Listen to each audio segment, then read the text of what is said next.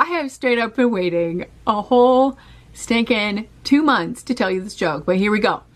So here we are today on the 69th episode of the podcast, and today we are going both ways, and now you can watch and listen to Joannaland at the same time.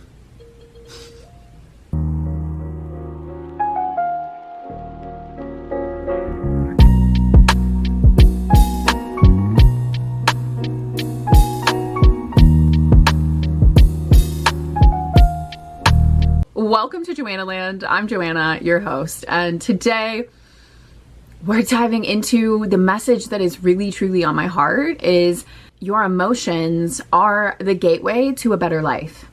And I want to dive deeper into what this actually means and like where this actually comes from. But that is really like, if I'm going to distill down what I do as a transformational guide, it is really in supporting men in developing their emotional intelligence to create better lives and be better partners and just show up in the world better and as more them and as more true to who they really are. And why it's really, and one of the tools that I use for this is the home. And why do I use the home? Well, because our emotions our emotions are our internal compass of direction. And when it comes to the home, there is an energetic flow. Everything has energy. So if everything has energy, your home has an energy, and it imprints upon you, and your capacity to tune into what its imprint is contingent on your understanding of your emotions, because your emotions are energy in motion. Your emotions are how you tune into the energetic reality of our world. So that is why I feel that emotions are the key to a better life, and your home is one of the keys ways of developing your emotional intelligence, because it allows your sensuality to really, really come online. And when I say sensuality, I don't mean like, yes, like we are talking that at some point. What I mean by sensuality is from its root, sensing, sensuality. And to truly sense, we need to be in tune with the body. And our attunement to the body is related to our emotions. And being in touch with what is arising in the body and what's happening there. So that is why our emotions are so intelligent, they are so intelligent. And they're going to tell us where we need to go next if we truly sit down and give them capacity to come through and understand the sensing nature of our whole existence. And why particularly men? Thank you for asking this question. I really, really want to tell you. Because honestly, this might be controversial, but straight up, after generations of feminist women and developing the feminine core within our world to present as a more masculinized version of the masculine, or not a masculine version of masculinized version of the feminine and the true feminine has not been rising. What has really been happening is that the women have been more or less rising into men's roles, and then in the process, men have been forgotten. And I think the millennial generation is coming much more back online to this and much more aware of this and much more like they see this reality, whether or not they want to admit it, and it's happening. But developing into the boss babe woman, like I said, more masculinized version of the feminine versus like developing into the feminized version of the feminine, which is like really the darkness and the really true emotion. So again, for a man to really be in tune and in touch with his partner and to be a better partner, he first needs to be in tune with his emotions, because she is pure emotion. She is the ocean and it can be calm and crystal clear, or it can be a raging tidal wave hurricane, you know? So, but his capacity to be with that is contingent on his capacity to be with his own. And in the rise of the feminine has also, and the like feminist movements, has left a generation of forgotten men in terms of themselves and in their own empowerment.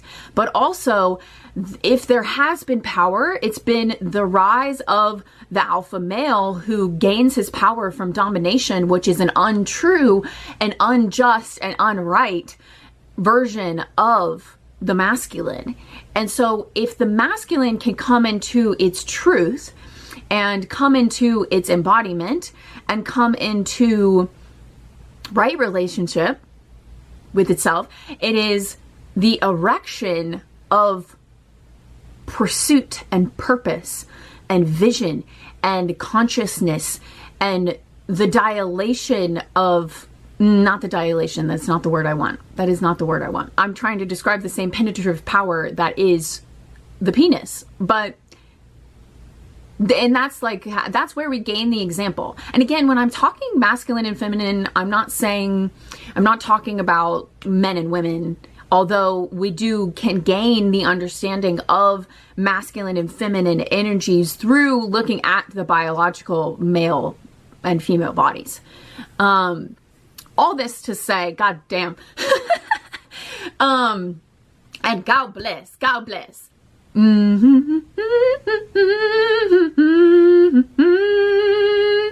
This is my process for searching for my train of thought. The masculine, when he's in his true essence, he is penetrative thought and like it is piercing and like in a pleasurable way, where like you want to dilate yourself more to that presence because it brings you so online and in connection with your essence. That's like really the masculine in its true rawest form.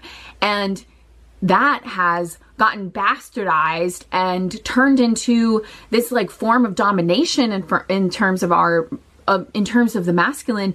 And that's not, again, the true masculine. That is not really what we need. So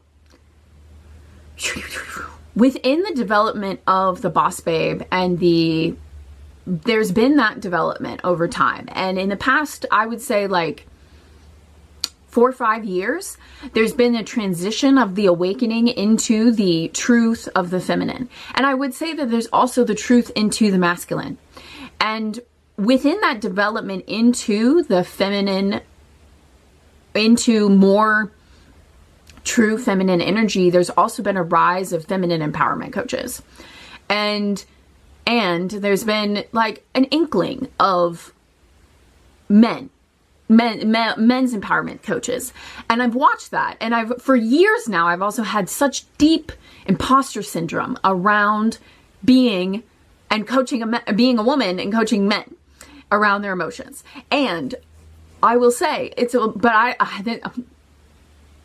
we still out here. I don't really give a damn. And that's like, we're going to talk about that in a second.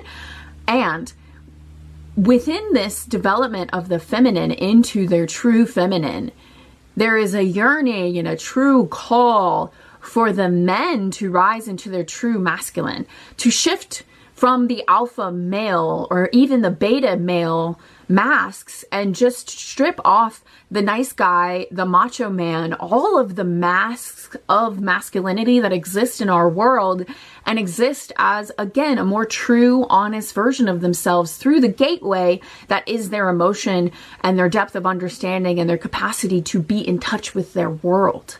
Because that's really what like being emotional intelligence means, is being in touch with yourself and the world around you and being aware of that and its impact that it creates both on you and other people as you're navigating this human world. And so there is that call for the masculine to be rising with the feminine. Like, women really, really need men to be true men for them, to show up with pure consciousness, with vision, and to be able to actually hold them in what it is that they want to create in their lives, and hold them in their emotionality and to feel safe. The masculine, the true masculine is safe for those emotions to come out, is safe, a safe container for those emotions to be actualized. For they are the masculine is the shore for the ocean to roar its waves into. But the beach doesn't get destroyed necessarily. The beach is held. It holds that energy. It's able to actually withstand that energy, right? Whew. And from this, like, let's dive into the imposter syndrome, just because it's like kind of sort of on my mind. And like I said, we would talk about it, is like within me wanting to serve men. There's such a deep, we need it. And I really do feel like we need women to be doing it. Because I know my emotions. And this is where the imposter syndrome comes in, is because when I first got this call, when I first had this nudge in 2018 to serve men, I, for a lot, have ignored it and have like been like, no. And really it's not ignoring it. For a while I ignored it, and then I went into it, but then I felt so much imposter syndrome that I felt like I couldn't go any further. And since that point, 5 years ago, I have been on this really deep journey with myself. And I've questioned myself. But in reality, like even my past demonstrates that I am more equipped to serve men. Like I have a lot of girlfriends, I have a lot of women in my life, but through the course of my life, I've been closest to men. I have 2 brothers. I was the manager on the soccer team, the men's soccer team in high school. Like I have dated so many of my ideal clients, and I kept attracting this same type of man, this emotionally unavailable and like avoidant type personality. And I was like, I kept hearing about other people experiencing the same thing, and like people ghosting and just not being in touch with themselves. And I was like, there is a huge need here for some development here, honestly, because there needs to be some rights here. There needs to be right relationship in terms of the dynamic of male, like of relating, period. There just needs to be it, like, I don't know. Anyway, we won't even go there. But I just kept hearing about this, and I'm like, oh, like, and then I started feeling this imposter syndrome of like, who am I to really like help men with their emotions when like I'm a woman? Again, it just kept coming up. And since I came to that, and since I like kind of sort of felt the depth of the imposter syndrome, I have now, since then, for the last 5 years, and I've questioned so much of like why the last 5 years had to happen the way that it did, because it was challenge after challenge after challenge after challenge after challenge, and there were like glimmers of hopes, and like there was like phases of hope throughout there, but there was mostly just like this downward spiral of darkness, more or less. And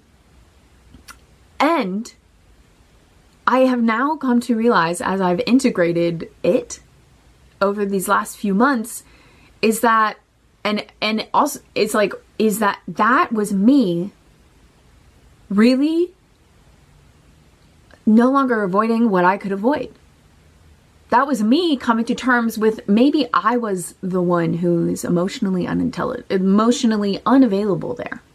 And that maybe because I was attracting all these emotionally unavailable men, that I was in fact the emotionally unavailable one. And I went through this process of the darkness so that I could truly understand my own deeper emotions. Because yes, I'm like the hype team queen. I am out here and I am your hype girl. Like I will hype you on forever. And I will hype myself on, and I am like a sunbeam. And also the reason that I can do that and be that is because I take myself to the depths of the darkness. And over this past 5 years, it's been my own greater understanding and my own journey into emotional intelligence that makes me so freaking equipped to serve men in this capacity, that I am now at this point like screaming from the rooftops, working on a Saturday, like, let's go. I am out here and we need this right now, y'all. We need this right now. Like,